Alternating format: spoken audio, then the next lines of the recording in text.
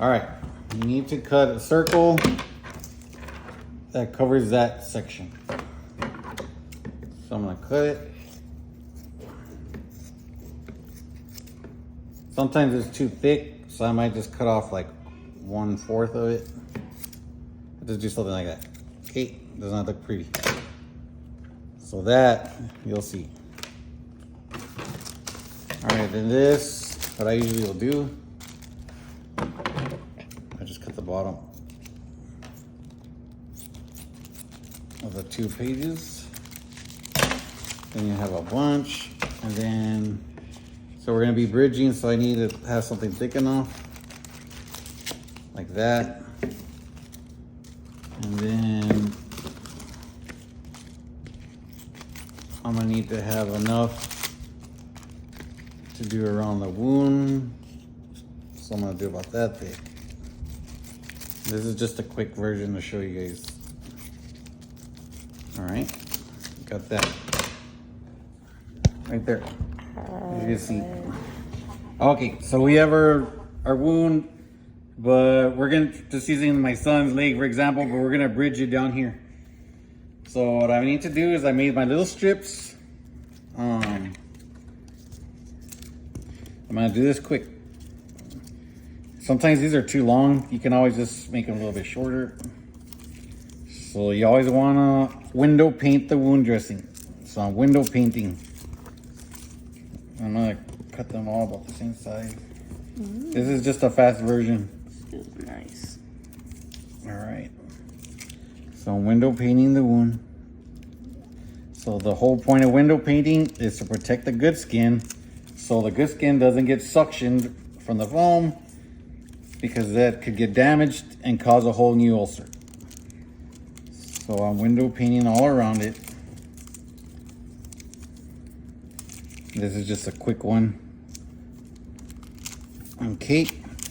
And then I want to bridge down here, so I also got to window paint the good skin so we don't damage that. Anything that black foam goes on or near it can get damaged. So I want to make sure that's protected. So then I got that bridge. So now everything's protected from there. The end point right here is where suction cup's going to be. So this thing is going to be right here. But you also need to protect this from the intact, getting in touch with any of the skin. So I'm gonna have to put a little piece of black foam right over that area. So now I gotta get I'm gonna cut this foam. I usually do about like 1 inch thick.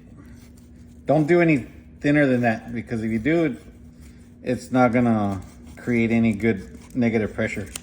So it needs to be at least about a good inch. Don't get any thinner than that. So then I typically try to use 1 piece. So I'll pack that in. And then I'm gonna bridge it. So everything here is protected with a drape. So this is like a very simple, I like to use multiple strips. I don't like to use 1 big piece because that's more able to come loose and start leaking. All right, so we got the wound, I packed the wound. And then I'm gonna cover it. And I'm gonna try to get any wrinkles out. And I try to put a little compression on it when I'm doing this. Okay, and then we're gonna do it right here all the way up to here. So then I'm gonna cut right about there, and then I'm gonna drape this part of the black foam just like that.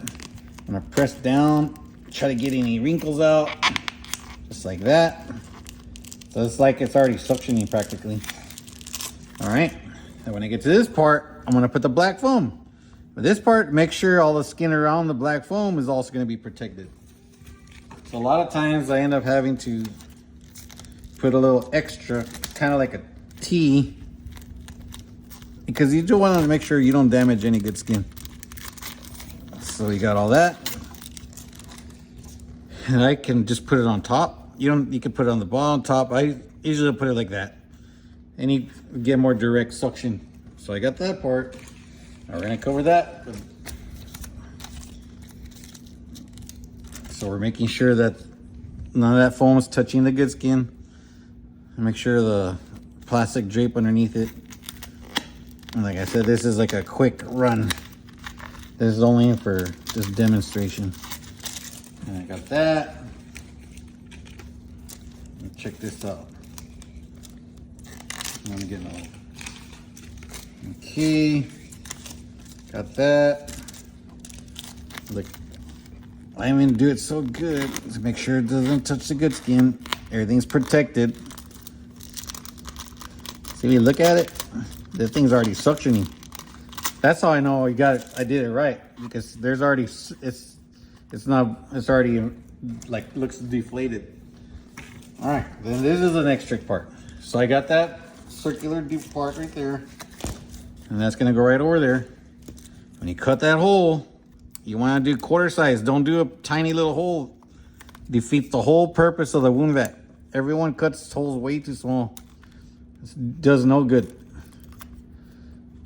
So you want to do pretty much like that. I mean, it looks kind of big, but it's not. And then you point it whatever direction that they want. We're good there. Press. And there we go. See, the skin all around there is protected by the foam. So that plastic, when it suctions, it won't cause any tissue damage. And then another deal that's a must is to secure the top part, because this little suction deal, it always rips off. If it's gonna rip off anywhere, it's gonna be right there. So typically I'll put one plastic on top.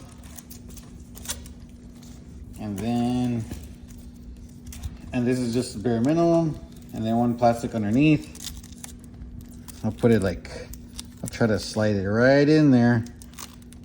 Just like that, strictly to keep it from yanking off.